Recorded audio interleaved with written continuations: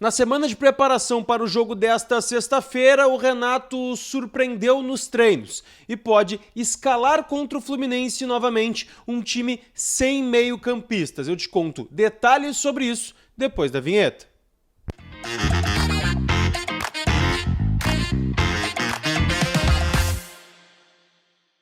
Fala, gurizada, tudo bem? Eduardo Picão mais uma vez com vocês aqui no canal para a gente falar do jogo do Grêmio contra o Fluminense. O Renato treinou uma equipe bem alternativa daquela que ele vinha escalando nos últimos jogos e pode surpreender no jogo contra o Tricolor lá no Rio de Janeiro.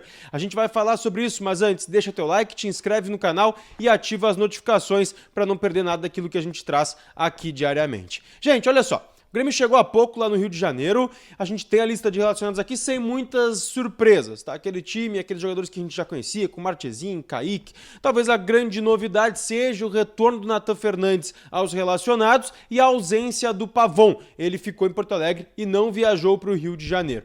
A presença do Antônio Brum, do Vivian e também do presidente Alberto Guerra, além, claro, do Renato Portaluppi. O que surpreende em relação a tudo isso é a informação do César Fabres, tá? O Fabres tem a informação de que o Grêmio treinou durante a semana um esquema sem meio-campista, sem aquele camisa 10, o meio armador. Mais uma vez, como o próprio Renato já utilizou nos jogos contra o Fluminense na Libertadores e também em algumas partidas da Copa do Brasil contra o Corinthians. Foi um time que não deu certo, mas que o Renato, de certa forma, naquele momento, disse que não foi o principal erro do Grêmio no movimento feito nas partidas decisivas de mata-mata.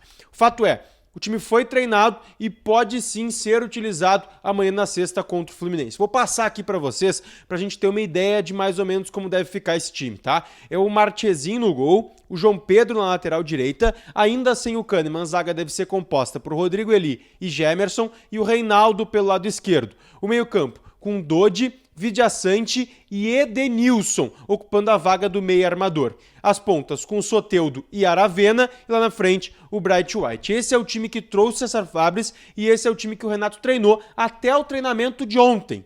Então, hoje ainda nessa quinta-feira, deve ter sido também mais um treino para teste desse time e é uma possibilidade para começar o jogo amanhã contra o Fluminense. A gente sabe que normalmente o time que é treinado pelo Renato durante a semana é o time que acaba sendo colocado nas partidas. Muito difícil o Renato tentar fazer algum tipo de mudança no treino e não ser colocado em prática no jogo.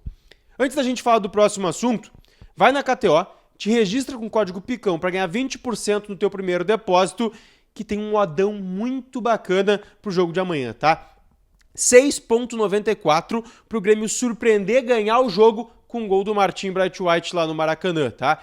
Eu vou nessa aí porque 6,94 não dá para deixar passar, então te registra na KTO com o código PICÃO para ganhar 20% do teu primeiro depósito e deixar teus jogos muito mais divertidos. Gente, a gente falou muito de Renato, dessa mudança no esquema, mas tem uma informação importante sobre o Renato Portaluppi, tá? Informação que foi trazida ontem, ao final do dia, pelo Calial Dornelles, foi apurada por outros colegas também, que o Renato já teria avisado o grupo de jogadores que vai deixar o Grêmio ao final do ano. Ele avisou alguns jogadores mais próximos, aquele mais da resenha do Renato, e de que é um fim de ciclo, de que o Renato ao final da temporada vai sim deixar o clube, e a gente já tem trazido aqui durante a semana alguns treinadores que têm sido procurados e até oferecidos ao Grêmio por essa questão. Fato é, Renato já entende que talvez seja o momento de sair, assim como a direção, principalmente por parte do conselho também entende isso, a torcida também.